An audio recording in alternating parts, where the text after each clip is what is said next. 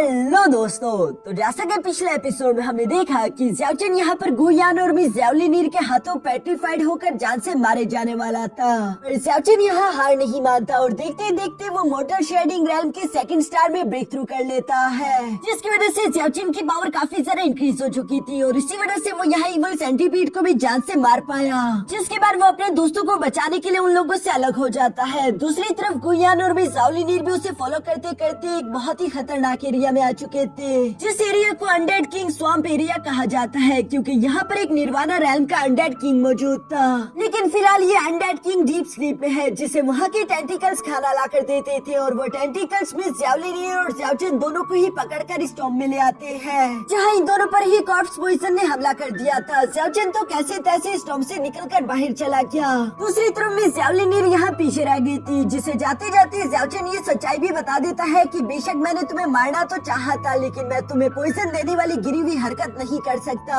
हो सकता है कि ये काम गुयान ने किया हो। इसके बाद हम देखते हैं कि ज़्याओचेन का सामना बाहर की तरफ मौजूद गुयान से भी हो जाता है, जिसके सोल्जर्स को मारने के बाद हम देखते हैं कि गुयान ने वहाँ से भागने की कोशिश करी, लेकिन ज़्याओचेन ऐसा होने नहीं देता, बल्कि वो तेजी के साथ जंप करते हुए गुयान का भी हाथ काट देता है, जिसकी वजह से वो पहाड़ी से तिलकते हुए नीचे जा गिरा।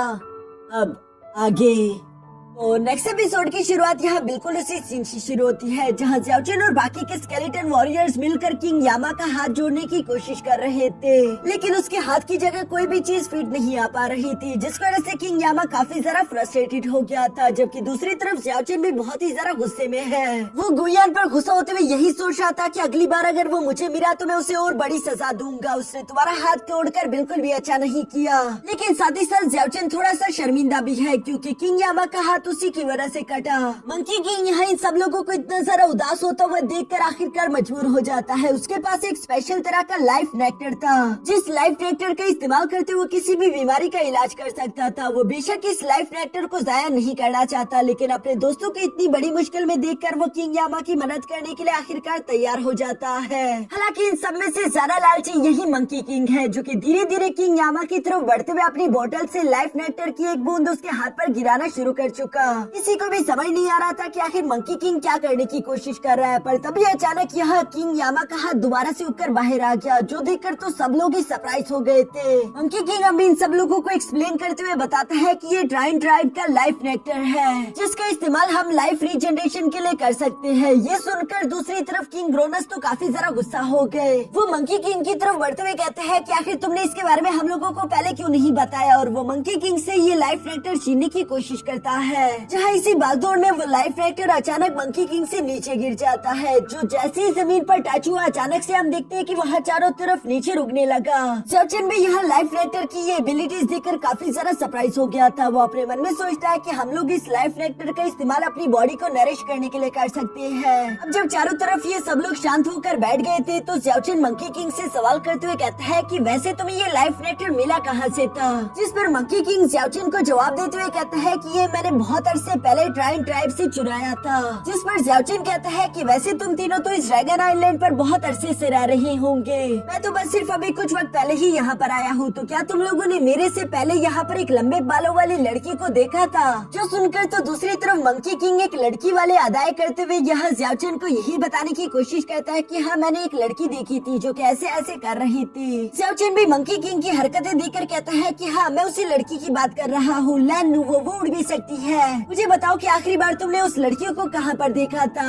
यहाँ इसके बाद सीन शिफ्ट होकर दूसरी तरफ गुयान और मिस ज़्याओलिनीर पर आ जाता है, जहाँ मिस ज़्याओलिनीर गुयान को अलविदा करते हुए वहाँ से जा रही थी, और गुयान चिल्लाते चिल्लाते मिस ज़्याओलिनीर से यही सब कह रहा था कि यकीनन तुम्हें मिसअंडरस्टैंडिंग हो चुकी है, मैं सच कह रहा हूँ, इस बात से मेरा कोई लेना देना नहीं, मैं तुम्हें सब कुछ एक्सप्लेन करता हूँ, भला मैं तुम्हें पॉइजन क्यों देने की कोशिश करूँगा। लेकिन मिस ज़्याओलिनीर अपने होली यूनिकॉर्न पर सवार होते हुए वहाँ से जाते हुए कहती है कि गुयान तुम्हारा और मेरा रास्ता अलग है, हम दोनों कभी भी एक साथ नहीं आ सकते, इसलिए अपना ख्याल रखना। और ये कहती है मिस ज़्याओलिनीर वहाँ से चली जाती है। मिस ज़्याओलिनीर के यहाँ से जाने के बाद गुयान तो काफी सारा गुस्से में था। वो गुस्से के साथ अपनी तलवार निकालते हुए यहाँ गो क्लैन के जनरल की गर्दन पर तान देता है, और साथ ही साथ वो सवाल करते हुए पूछता है कि बताओ आखिर तुमने ऐसा क्यों किया? जिस पर गो क्लैन का जनरल जवाब देते हुए कहता है कि यंग मास्टर आप हमारे क्लैंस मेंबर्स के एक्सपेक्टेशंस को इस तरह से तोड़ नहीं सकते, हमारे क्लैन मेंबर्स ने आपको बहुत ही उम्मीद के साथ यहाँ भेजा है, है ताकि आप एंसेस्ट्रल ड्रैगन को हासिल करके उसे वापस अपने क्लैन लेकर जा सके, और इसीलिए मुझे ये सब करना पड़ा। गुयान ये सब सुनकर शांत होते हुए कहता है कि एंसेस्ट्रल ड्रैगन और उसके ट्रेजर्स, बेशक किसी भी कीमत में मैं ये ट्रेजर्स हासिल करके रहूंगा, लेकिन ये करने से पहले मुझे ज़्याओचेन की गर्दन काटनी है। ज़्याओचेन का सर दर्द से अलग करने के बाद ही मेरे दिल में ये गुस्सा खत्म हो पाएगा।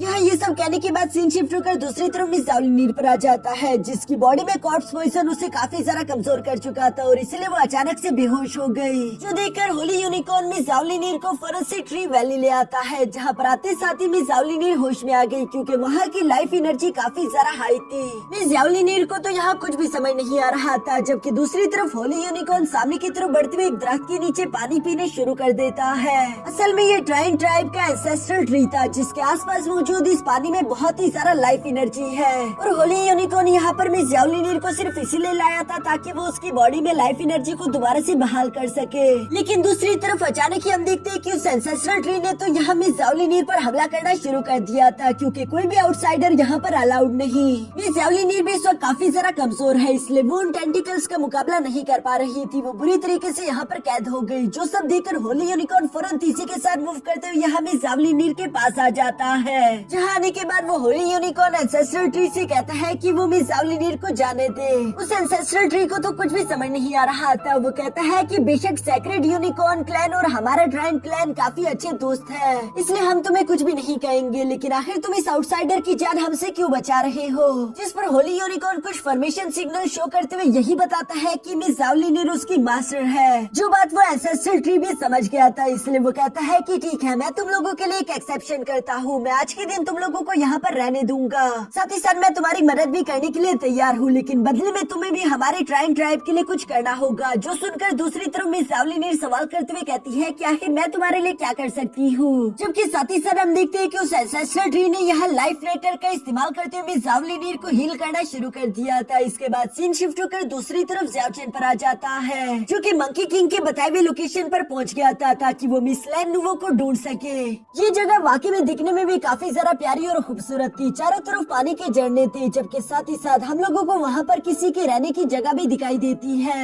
यानी कि ये बात कंफर्म हो गई कि यहाँ पर कोई रह रहा है। तभी अचानक हम देखते हैं कि पानी के अंदर से एक लड़की तेजी के साथ निकलते हुए बाहर आ गई। जिस लड़की को देखकर ज़्याओचेन सरप्राइज हो गया, उसे ये गॉडेस लैन नुवो लग रही थी, क्योंकि वो फिलहाल ज़्याओचेन की तरफ पीट करके खड़ी है। दूसरी तरफ ज़्याओचेन यहाँ पर उससे खुद को इंट्रोड्यूस करवाते हुए कहता है कि मेरा नाम है ज़्याओचेन, गॉडेस लैन नुवो, मुझे तुम्हारी मदद चाहिए। मैं मोर्टल रेल्म से आया हूँ। कुछ दिनों पहले जब तुमने गॉडेस एसेंशन के लिए पोर्टल ओपन किया था, तो एक्सीडेंटली मैं भी वहाँ से इमोर्टल वर्ल्ड आ गया। जो सारी बातें सुनकर वो लड़की मुस्कुराती हुई ज़्याओचेन से सवाल करते हुए पूछती है कि क्या कहा तुमने, तुम ह्यूमन वर्ल्ड से हो? जिस पर ज़्याओचेन जवाब देते हुए कहता है कि जी हाँ बिल्कुल, आपने सही समझा। मैं बहुत वक्त से आपकी तलाश कर रहा था और बहुत ही मुश्किल से आपकी और मेरी मुलाकात हो सकी। मैं चाहता हूँ कि आप दोबारा से हेवनली गेट को ओपन कर दे ताकि मैं उसका इस्तेमाल करते हुए अपने घर वापस जा सकूँ। जो सुनकर उस अनजान लड़की ने अचानक से अपने विंग्स बाहर निकालना शुरू कर दिए थे और वो पीछे की तरफ पलटते हुए कहती है कि मैं हेवन गेट्स तो ओपन नहीं कर सकती, लेकिन जैसा कि तुमने कहा कि तुम ह्यूमन वर्ल्ड से आए हो, ये काफी सारा इंटरेस्टिंग है।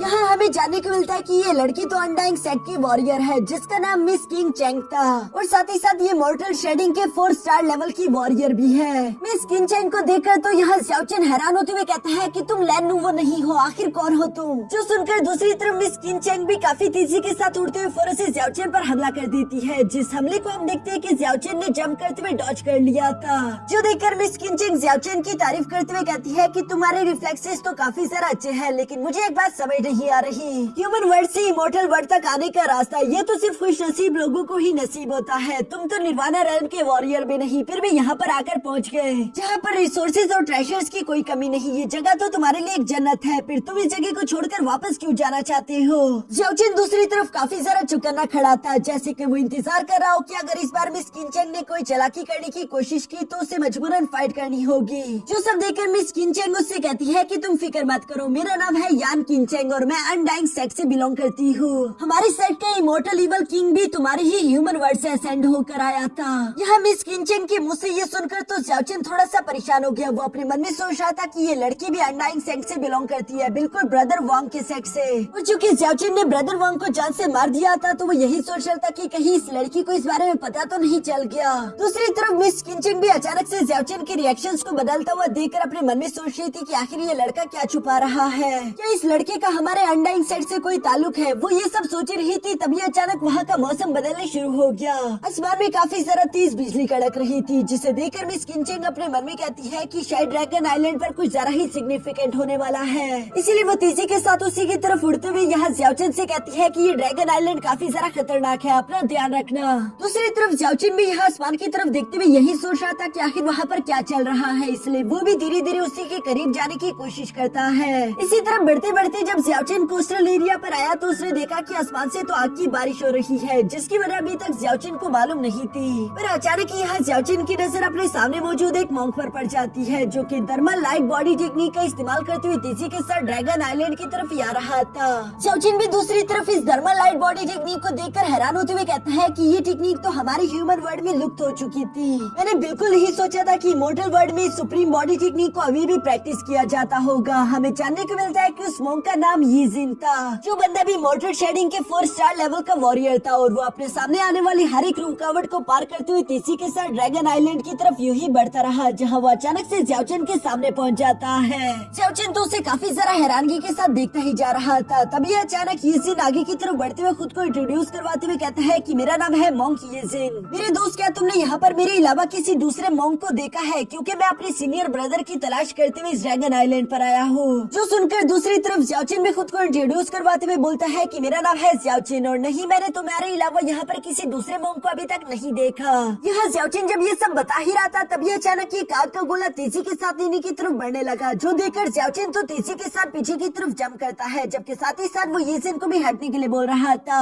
लेकिन चूंकि मॉन्क यीजिन यहाँ थर्मल लाइट बॉडी टेक्निक का इस्तेमाल करता था, इसलिए उसकी बॉडी बहुत ही ज्यादा स्ट्रॉन्ग थी और ये आग उसको कुछ नहीं बिगाड़ पाती। हम देखते हैं कि वो बिना अपनी जगह से मूव करे उल्टा उस आग में मछलियाँ पकाने शुरू हो गया था, जो कि थोड़ी ज्यादा जल गई। जो देखकर मॉन्क यीजिन कहता है कि मैंने तो सोचा था कि मैं इन मछलियों को अच्छे से ग्रिल करके वाइन के साथ एंजॉय करूंगा, लेकिन लगता है कि मेरी किस्मत ही खराब है। जो सुनकर तो ज़्याओचन सरप्राइज होते हुए अपने मन में सोचता है कि आखिर ये किस तरह का मॉन्क है जो कि अभी भी वाइन और मीट खाता है, क्योंकि ह्यूमन वर्ल्ड्स में तो मॉन्क बिल्कुल भी ऐसा नहीं करते। तभी अचानक दूसरी तरफ मॉन्क यीजिन यहाँ आसमान की तरफ देखते हुए कहता है कि मैंने बिल्कुल नहीं सोचा था कि यहाँ इस आइलैंड पर आते साथ ही मुझे डेमी गॉड के दरमियान एक खतरनाक फाइट देखने को मिलेगी। जो सुनकर दूसरी तरफ ज़्याओचन हैरान होते हुए कहता है कि क्या कहा तुमने, डेमी गॉड्स? आखिर ये डेमी गॉड्स क्या होते हैं? जिस पर मॉन्क यीजिन उसे एक्सप्लेन करते हुए बताता है कि वो वॉरियर्स जो कि हेवन एंड अर्थ की फोर्स को ऑलमोस्ट कंट्रोल करने की केपेबल हो जाए, ये वही वॉरियर्स होते हैं जो कि इमॉर्टैलिटी के बहुत ही ज्यादा पास हो। हम देखते हैं कि यहाँ आसमान में मौजूद 2 लड़कियाँ काफी ज्यादा खतरनाक फाइट कर रही थी, जिनकी फाइट देखकर अब सब कुछ समझ आने लगा कि क्यों अचानक से मौसम बदल चुका था और आसमान से आग की बारिश क्यों हो रही है।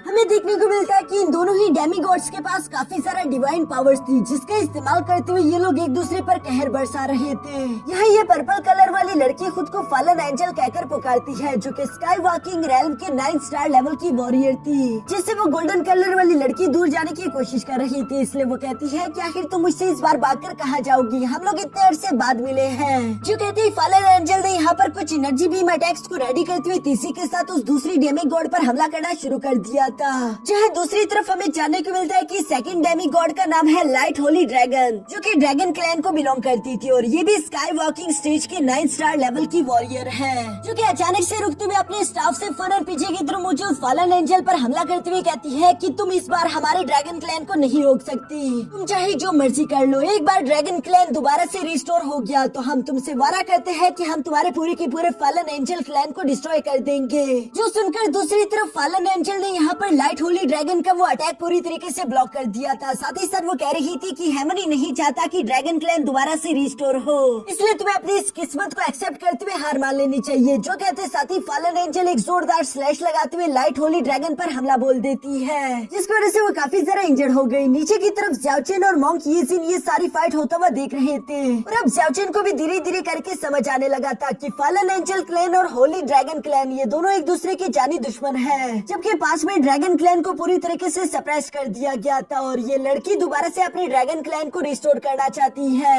यहाँ ज़्याओचन की ये सारी बातें सुनकर मॉन्क यीजिन कहता है कि हाँ, तुम बिल्कुल सही समझे। असल में एंशिएंट टाइम्स में ड्रैगन क्लैन एक बहुत ही ज्यादा पावरफुल क्लैन हुआ करता था, जिस क्लैन की प्रजाति इस दुनिया में सबसे ज्यादा ताकतवर प्रजाति थी। लेकिन एक दिन हेवन ने इन लोगों पर सील लगा दिया ताकि वो इन्हें सप्रेस कर सके। सील की वजह से ड्रैगन क्लैन के ज्यादातर लोगों ने अपनी पावर्स खो दी और वो बीच में कन्वर्ट हो गए। जबकि साथ ही साथ मोंग यीजिन ये भी बताता है कि इस वक्त तुम ड्रैगन आइलैंड पर मौजूद हो, जिसका सील हर 100 साल में एक दफा हटाया जाता है। जिस अपॉर्चुनिटी को देखकर दुनिया भर के फ्रैक्शन अपने वॉरियर्स को यहाँ पर भेजते हैं ताकि वो यहाँ पर बीस्ट और ट्रेजर्स को इकट्ठा कर सके। जबकि दूसरी तरफ ड्रैगन क्लैन के बाकी बचे हुए वॉरियर्स भी इस मौके का फायदा उठाकर वापस आकर इस सील को तोड़ने की कोशिश करते हैं ताकि उनका ड्रैगन क्लैन दोबारा से असेंड हो सके। और फॉलन एंजल क्लैन ऐसा चाहता नहीं, क्योंकि ये दोनों एक दूसरे के राइवल थे। यहाँ इसी वजह से हम देखते हैं कि इन दोनों की आपस में इतनी सारा खतरनाक फाइट चल रही थी, जिस फाइट के दौरान फॉलन एंजल ड्रैगन क्लैन की उस लड़की पर काफी सारा पावरफुल अटैक चल देती है। इस अटैक को ब्लॉक करने के बाद वो लड़की यहाँ गुस्से के साथ जवाब देते हुए कहती है कि आज के दिन चाहे तुम कुछ भी कर लो, एक न एक दिन हमारा एंसेस्ट्रल ड्रैगन दोबारा इस दुनिया में रीअपियर होगा, जिसके बाद से तकदीर बदलने वाली है और हमारा ड्रैगन क्लैन दोबारा से इस दुनिया पर राज करेगा और हमारे जो भी दुश्मन होंगे वो सारे के सारे पूरी तरीके से नेस्त नाबूद हो जाएंगे।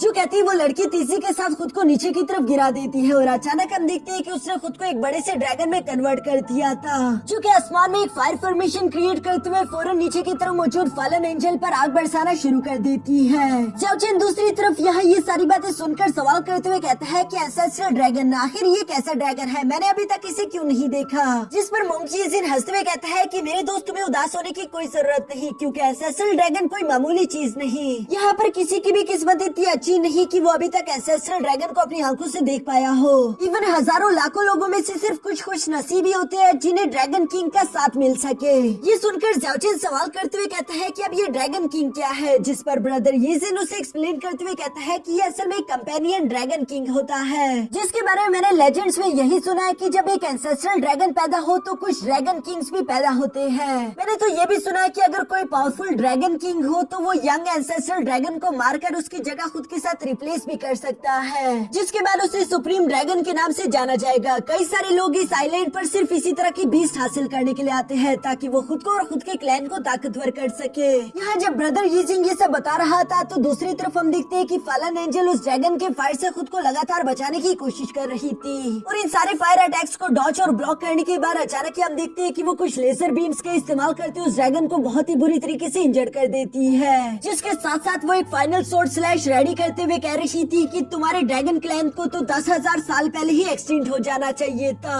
तुम लोग अब इस इमोर्टल वर्ल्ड में रहना डिजर्व नहीं करते। जो कहती है उस फॉलन एंजल ने एक जोरदार स्लैश अटैक रेडी करते हुए तीसी के साथ उस ड्रैगन पर फाइनल अटैक चल दिया, जिसकी वजह से हम देखते हैं कि उस ड्रैगन की वहीं पर मौत हो जाती है, जिसकी बॉडी सीधा तीसी के साथ नीचे पानी में जा गिरी और हम देखते हैं कि यहाँ उसका ब्लड जैसे ही पानी को टच हुआ अचानक वहाँ पर एक तरह की फॉर्मेशन एक्टिवेट होना शुरू हो गई। ऊपर की तरफ मौजूद फॉलन एंजल इस बात से पूरी तरीके से अनजान यहाँ खुद की तारीफ करते हुए कह रही थी कि ये रॉयल ड्रैगन क्लैन तो मेरे सामने कुछ भी नहीं। फिर जैसे ही उसने गोल्डन एनर्जी तीसी के साथ आसमान की तरफ जाती हुई देखी तो वो हैरान होते हुए कहती है कि आखिर ये कैसे हो सकता है, इस सील को तो इतनी जल्दी एक्टिवेट नहीं होना चाहिए था। जो कहते हैं वो फॉलन एंजल तीसी के साथ यहाँ से दूर जाने की कोशिश करती है, लेकिन वो सील जैसे यहाँ पर फॉलन एंजल की बॉडी से टकराया अचानक ही हम देखते हैं कि उसकी वहीं पर मौत हो गई। दूसरी तरफ मोंग यीजिन भी ये देखकर थोड़ा सा हैरान था क्योंकि ये सील वक्त से पहले ही एक्टिवेट हो चुकी थी, इसलिए वो ज़ाओ चेन से कहता है कि ड्रैगन आइलैंड की सील ओपन हो चुकी है, अब यहाँ पर बहुत ज्यादा केओस होगा,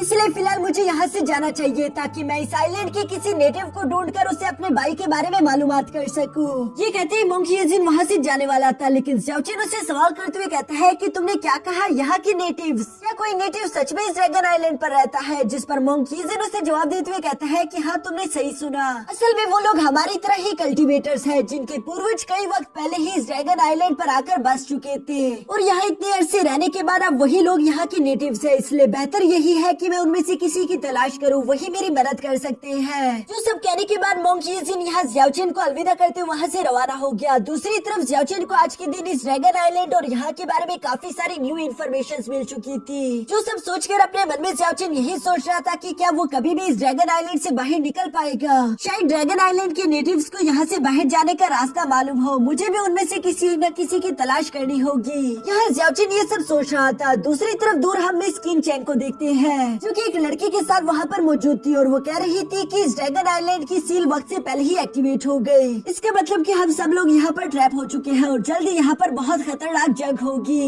इसलिए हमें अपनी टीम को और ज्यादा मजबूत करना चाहिए क्योंकि अकेले तो हम लोग यहाँ पर सरवाइव नहीं कर सकते। ये सब कुछ मिस किंग चैन अपने पास मौजूद उस लड़के से बोल रही थी जो कि मिस किंग चैन की बातों से एग्री करता था, जिसे मिस किंग चैन ये भी बोल रही थी कि हमें सामने मौजूद उस लड़के ज़्याओजिन के बारे में भी इन्वेस्टिगेशन करनी चाहिए, जो कि आया तो ह्यूमन वर्ल्ड से है, लेकिन ये बंदा मुझे काफी जरा अनयूजुअल लगा, इसलिए इस पर नजर रखना। जो सुनकर वो लड़का जवाब देते हुए कहता है कि ठीक है, जैसे तुम्हारा हुक्म हो। और इसी के साथ हमारा ये एपिसोड यहीं पर खत्म हो जाता है।